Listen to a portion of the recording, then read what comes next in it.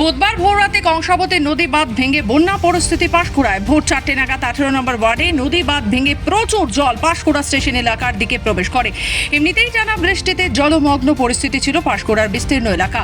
পুরসভা ও গ্রামীণ এলাকায় জল যন্ত্রণায় জেরবার কয়েক হাজার মানুষ। পাঁশকুড়ায় নিউ কংসাবতী নদীতে বিপদ সীমার ওপর দিয়ে জল বইছিল গতকাল থেকেই। সোমবার সকাল থেকে কংসাবতী ব্যারেজ থেকে জল ছাড়া শুরু হয়। ব্যারেজের জলের চাপ পাঁশকুড়ায় এসে পড়লে পরিস্থিতি আরও খারাপ হয়। আপনারা জানেন যে কংসাবতী নদীর জলস্তর গতকাল বিপদসীমার উপর দিয়ে বইতেছিল।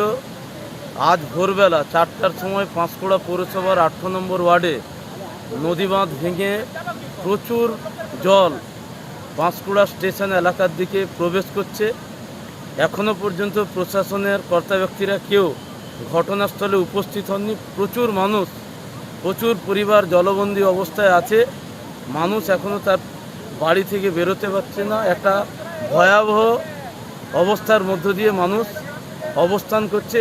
আমরা দ্রুত প্রশাসনের সহযোগিতা চাইছি এলাকাবাসী, যাতে প্রশাসন অতি দ্রুত হস্তক্ষেপ করে এবং সাধারণ মানুষকে উদ্ধার কাজে অতি দ্রুত নামে আমরা প্রশাসনের কাছে আর্জি জানাচ্ছি। এদিন সকাল থেকে তমলুকের মহকুমা শাসক দিব্যেন্দু মজুমদার ও পাঁশকুড়ার বিডিও অমিত কুমার মণ্ডল ঘোষপুর, গোবিন্দনগর, চৈতন্যপুর 2, প্রতাপপুর 2 প্রভৃতি গ্রাম পঞ্চায়েত এলাকা পরিদর্শন করেন। এদিন বিকেলে পাঁশকুড়া দক্ষিণ গোপালপুর এলাকায় কংসাবতী নদীতে মিটার গেজ পরিদর্শন করেন জেলা শাসক পূর্ণেন্দু মাঝি।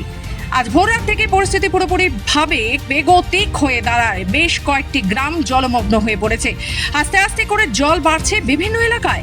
সোমবার সকাল থেকেই পাঁশকুড়া পুরসভার 8, 9, 10 নম্বর ওয়ার্ড জলমগ্ন হয়ে পড়ে। এছাড়াও 1, 12 ও 14 নম্বর ওয়ার্ডের বিভিন্ন জায়গা জলমগ্ন। বাড়ির মধ্যেও জল ঢুকে পড়ে। পাঁশকুড়া স্টেশন বাজার পুরোপুরি জলমগ্ন হয়ে পড়ে। অনেক দোকানের ভেতর জল ঢুকে যায়। কংসাবতী নদীর বাঁধ ভেঙে শহরের পাশাপাশি পাঁশকুড়া গ্রামীণ এলাকার বেশ কিছু গ্রাম জলমগ্ন হয়ে পড়েছে।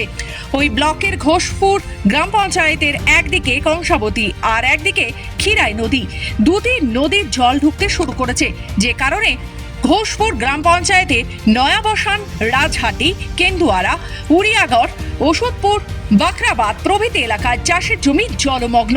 গ্রামীণ রাস্তাও জলমগ্ন। কংসাবতী জলাধার থেকে জল ছাড়ার খবরে নদীর পাড়ের বাসিন্দাদের আতঙ্ক ছিল। জলাধার থেকে জল ছাড়ার ফলে প্রবল বন্যার পরিস্থিতি এখন পাঁশকুড়া জুড়ে। পূর্ব মেদিনীপুর থেকে রাজীব নন্দী রিপোর্ট, খবর বাংলা।